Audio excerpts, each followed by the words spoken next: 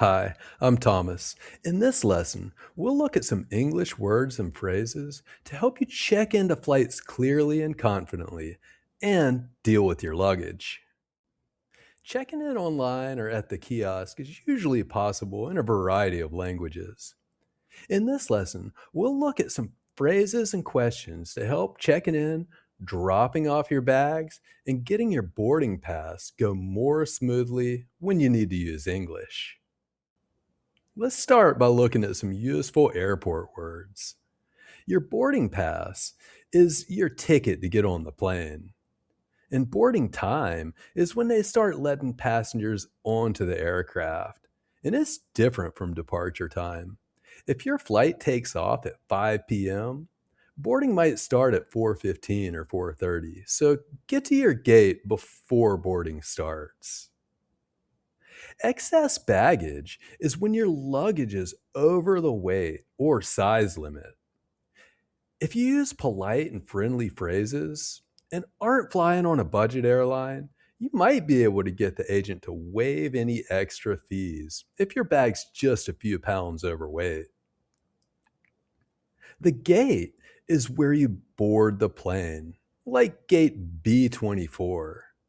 And large airports have many different terminals. Sometimes it's terminal 1, 2, or 3, and they might be named terminal A, B, or C. Always make sure you're in the right terminal. Being polite to the check in agent really helps. I'd like to check one bag, please. Helps them prepare the tags and calculate any fees. Are there any upgrades available? Is a great phrase to make a request. This could help you get on an earlier flight, upgrade to business class, or explore other options. And can I get an aisle seat instead, please? Is a more direct way to ask for something. But using please makes the agent more likely to help you. These are a couple of questions you might want to ask about your flight. It's really important to know which gate and terminal your plane leaves from and what time you need to be there. This is especially important at large airports. If you're checking in close to departure time, or if you saw something concerning on the departure board, you might want to ask if there's been a delay. Most airlines accept digital boarding passes these days, but some places still require paper. It's always good to clarify this. Dealing with luggage is where check in can get complicated and expensive. Sometimes baggage fees can be waived if you're a frequent flyer or if you just ask nicely. If you have connecting flights, make sure they check your bag all the way through to your final destination, if this is possible. Sometimes you need to collect your bag, go through customs, and recheck it again.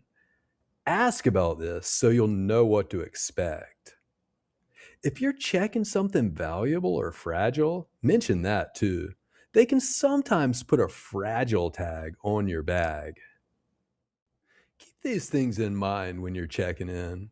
Budget airlines charge for everything now, but full service airlines often include one or two checked bags.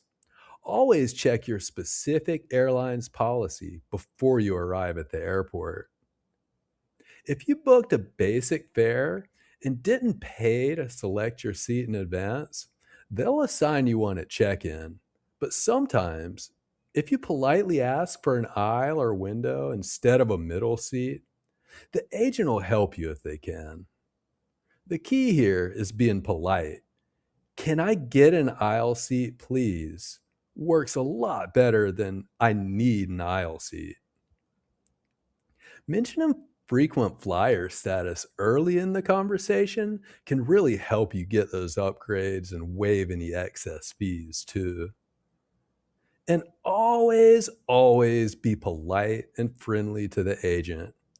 You can catch more flies with honey than you can with vinegar. Now it's time to put these words and phrases into practice. Think about how you'll deal with this check in situation in English. This is the kind of real world communication we practice in one on one sessions. Taking these words and phrases and turning them into confident conversations so you can avoid those excess baggage fees and get the seat you want.